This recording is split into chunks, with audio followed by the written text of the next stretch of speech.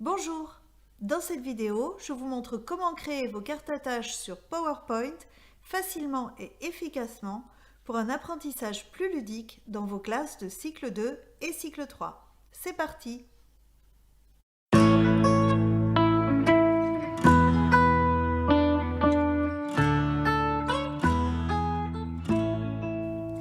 Si vous avez vu ma première vidéo sur les cartes à tâches ou task cards que vous pouvez retrouver ici, alors vous avez peut-être envie de vous lancer, mais vous ne savez pas par quoi commencer.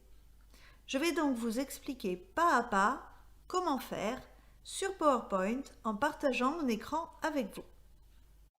Alors, bien évidemment, la première chose à faire pour créer ces cartes à tâches, c'est d'ouvrir une nouvelle diapositive. Je vais donc faire Fichier, choisir Nouvelle présentation.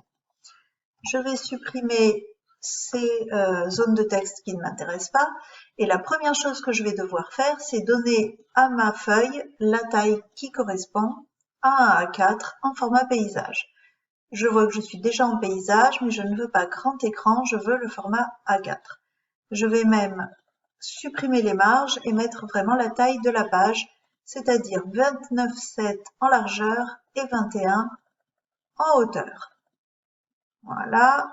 Une fois que ça, je peux mettre agrandir. Une fois que ça c'est fait, je veux faire apparaître sur ma feuille les repères qui peuvent m'aider à construire mes cartes à tâches. Je vais donc aller dans Affichage et là je vais choisir Règles et Quadrillage, ce qui fait apparaître ici un quadrillage qui m'aidera beaucoup.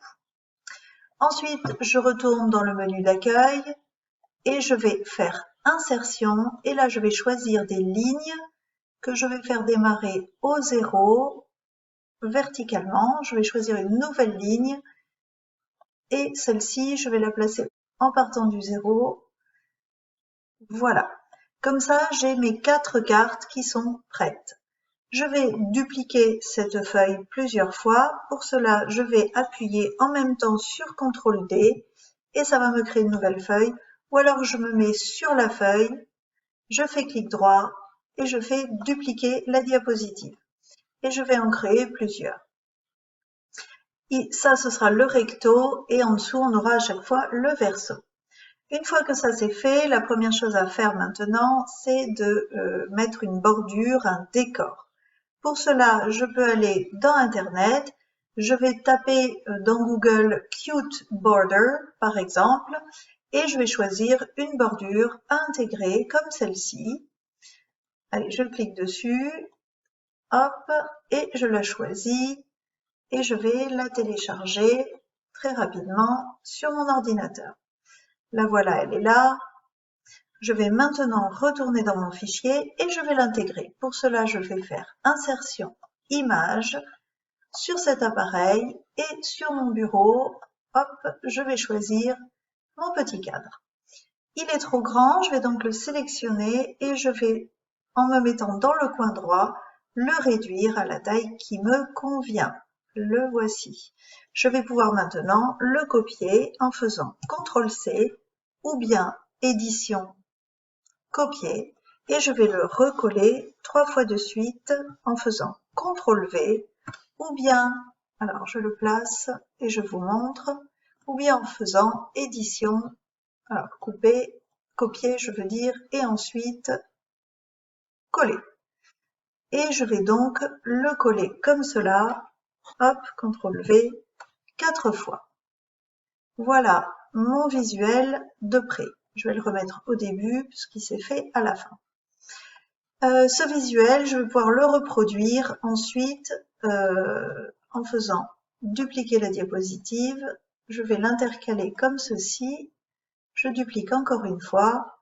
Et là, je vois que j'ai 3 x 4, 12 cartes qui commencent à prendre tournure. Comme je l'ai expliqué dans la vidéo précédente, il est toujours utile de numéroter ces cartes. Je vais donc insérer une zone de texte et mettre le numéro. Pour la mise en forme, à vous de voir quelle police vous souhaitez utiliser et quelle taille, ça c'est vous qui voyez. Pour que votre numérotation ressorte bien, vous pouvez rajouter un petit cercle autour, par exemple, voilà.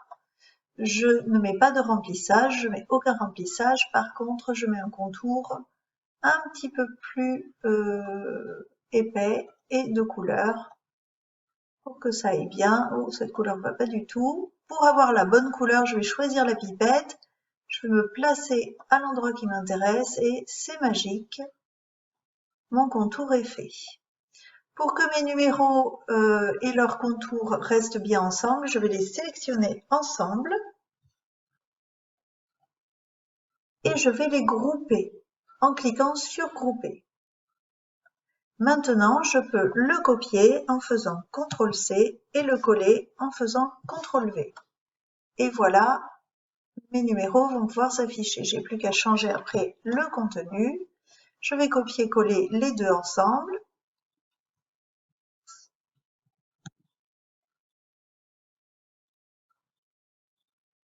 Et les disposer. Ici, en bas, j'ai mes étiquettes 1, 2, 3 et 4. Ensuite, je n'ai plus qu'à rentrer mes questions. Donc, peu importe. Par exemple, je vais mettre une phrase. Le petit chat est noir.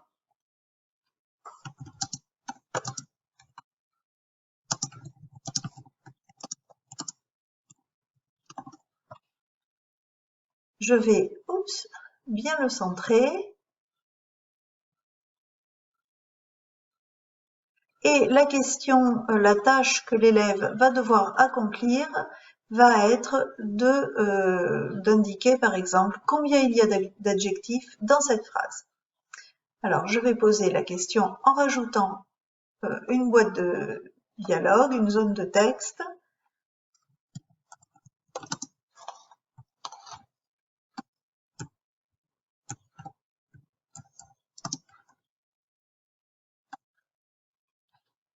Ah, j'ai enregistré sans faire exprès.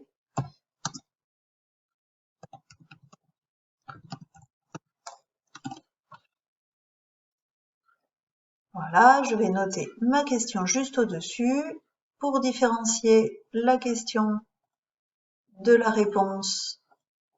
Hop, je l'écris comme ceci, en bleu.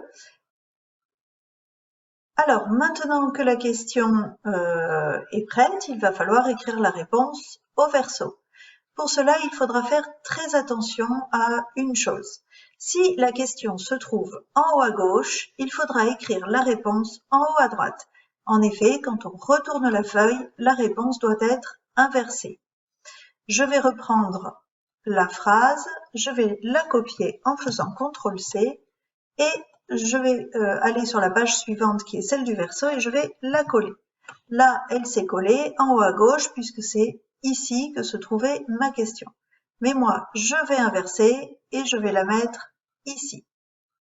Je vais pouvoir, par exemple, mettre dans une couleur différente et en gras les adjectifs afin d'aider l'élève à comprendre la réponse et je vais utiliser la même phrase pour écrire ma réponse, ce qui me facilite la mise en forme. Voilà, et je vais répondre, il y a donc deux adjectifs.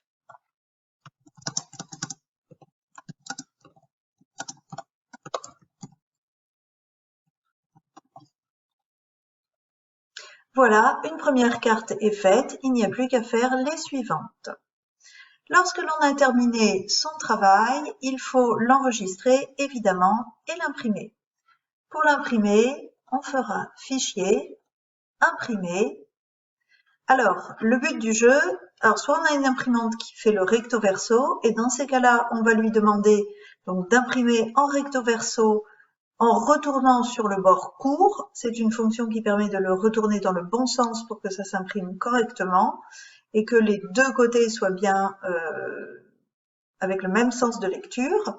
Si, comme moi, on a une imprimante qui ne fait pas le recto verso, on pourra imprimer dans un premier temps tous les rectos, retourner ses feuilles et ensuite imprimer tous les versos. Et voilà, ce tutoriel est maintenant terminé. J'espère que mes explications sont claires et qu'elles vous ont donné envie de vous lancer. Si vous avez besoin d'inspiration, vous pouvez trouver de nombreuses cartes à tâches toutes prêtes sur Internet en mettant les mots-clés suivants: carte à tâche, task card, qui s'écrit T-A-S-K plus loin C-A-R-D, ou bien encore carte à pince. Si cette vidéo vous a plu, merci de soutenir cette chaîne en mettant un pouce bleu et en vous abonnant, cela m'aidera vraiment à gagner en visibilité. Et il ne me reste plus qu'à vous dire à bientôt.